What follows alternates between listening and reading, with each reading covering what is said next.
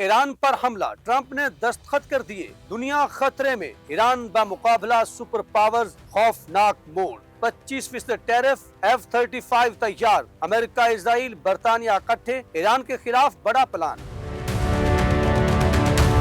ناظرین، Donald Trump کی جانب سے ایگزیکٹو آرڈر پر دستخط کے بعد مشرق وسطیٰ میں ایک انتہائی خطرناک اور فیصلہ کن مرحلے کا آغاز ہو چکا ہے، جسے ایران کے خلاف ممکنہ جنگ کی باقاعدہ تمہید کہا جا رہا ہے۔ اس ایگزیکٹو آرڈر کے تحت امریکہ نے اعلان کیا ہے کہ ایران کسی بھی قسم کی تجارت کرنے والے تمام ممالک پر 25% ٹیرف عائد کیا جائے گا، چاہے وہ تیل کی خرید ہو، خوراک کا لین دین ہو یا کسی اور نوعیت کا تجارتی تعلق۔ اور اس فیصلے کی بنیادی وجہ ایران کا وہ دو ٹوک موقف ہے جس میں اس نے واضح کر دیا ہے کہ وہ نہ تو بیک ڈور چینل کے ذریعے اور نہ ہی براہ راست مذاکرات میں اپنے میزائل پروگرام پر کوئی سمجھوتا کرے گا۔ عمان میں ہونے والے بالواسطہ مذاکرات بھی اس وجہ سے ناکام ہو چکے ہیں کیونکہ امریکہ کی جانب سے مسلسل دباؤ، دھمکیوں اور فوجی زبان کے استعمال کے جواب میں ایران نے یہ پیغام دیا ہے کہ وہ جنگ سے نہیں ڈرتا اور اگر اس پر حملہ کیا گیا تو بھرپور جواب دے گا۔ اسی تناظر میں امریکہ نے اپنی بحری بیڑے، جنگی جہاز اور بمبار طیارے خطے کی جانب روانہ کر دیے ہیں، جبکہ برطانیہ بھی اس جنگی اتحاد کا عملی حصہ بنتے ہوئے اپنے F-35 طیارے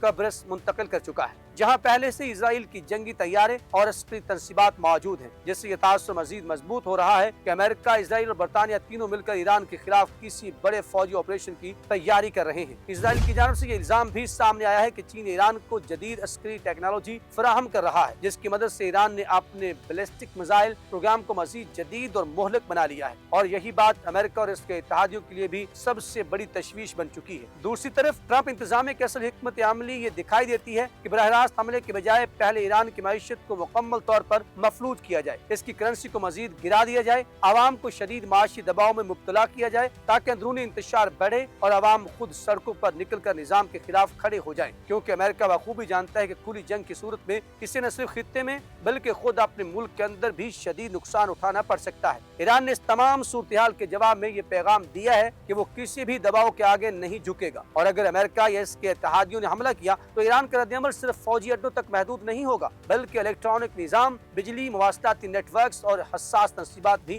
نشانہ بن سکتی ہیں، جس سے امریکہ اور اس کے اتحادیوں کو ناقابل تصور نقصان ہو سکتا ہے۔ اس پوری کشیدگی میں چین اور روس کا کردار بھی نہایت اہم ہو چکا ہے، کیونکہ اگر یہ دونوں طاقتیں پس پردہ حمایت سے نکل کر کھل کر ایران کے ساتھ کھڑی ہو گئیں تو یہ تنازع صرف ایک علاقائی جنگ نہیں بلکہ عالمی طاقتوں کے درمیان براہ راست تصادم کی شکل اختیار کر سکتا ہے، اور یہی وجہ ہے کہ عالمی میڈیا پہلے ہی دباؤ کا شکار ہے، اسٹاک مارکیٹس میں بے چینی پھیل رہی ہے اور سرمایہ کار خوفزدہ دکھائی دیتے ہیں۔ مجموعی طور پر صورتحال اس نہج پر پہنچ چکی ہے جہاں ایک غلط قدم پورے خطے کو آگ میں جھونک سکتا ہے، اور اگر یہ کشیدگی اسی طرح بڑھتی رہی تو خدشہ ہے کہ دنیا ایک ایسی جنگ کی طرف بڑھ سکتی ہے جس کے نتائج نہ صرف مشرق وسطیٰ بلکہ پوری انسانیت کے لیے تباہ کن ثابت ہوں گے۔ ناظرین، آپ کی کیا رائے ہے؟ کمنٹ سیکشن آپ کے لیے، وہاں جا کے اپنے خیالات کا اظہار کیجیے گا، ہمیں رہے گا آپ کے فیڈ بیک کا انتظار۔